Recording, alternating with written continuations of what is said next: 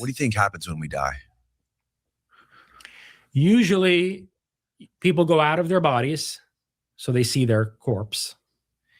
And then they start to get pulled in by this white light that they see somewhere around them. Okay. And they describe this as having like a magnetic power. So it's very hard to get away from this thing. Like you try to, after you die, let's say you want to see your funeral. So you go to your funeral, you see your funeral, you see people crying over your grave. Or maybe you don't care so much about your funeral because you had very few friends, hardly anybody's going to show up there.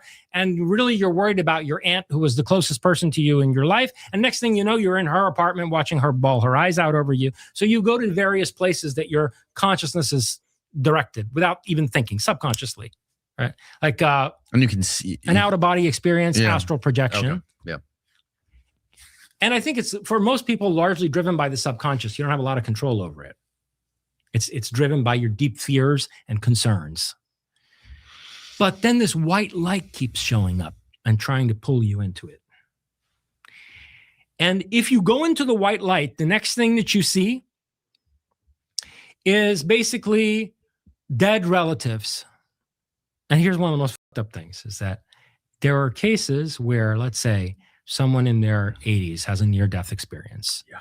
And they say, oh, I went into the light and Nana was there. And Nana is like the grandmother who died when this person was in her 20s. So in her 20s, she grew up with this grandmother. The grandmother died when she was in her 20s. Now she's in her 80s having a near-death experience. And she says, when I went into the light, there was Nana ready to greet me.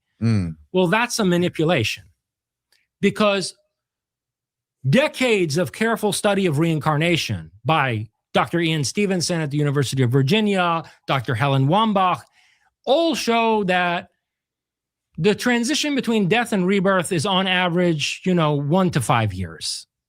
It's hardly ever that anyone is in what the Tibetans call the Bardo state for more than 5 years. 1 to 5 years transition period. Yeah, that's the standard in most cases.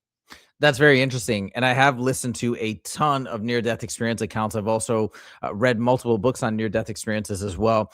And I used to, prior to this whole world was opened up to me in the last few months, I used to be, I guess you would consider me one of these new age spiritual people that put full faith in a lot of these near-death experiences and what they brought to the table in terms of what the whole story was, that life is all about learning. It's all about growth. We're here on our own journey. We have to have so many reincarnations as we continue to elevate our soul and raise our vibration.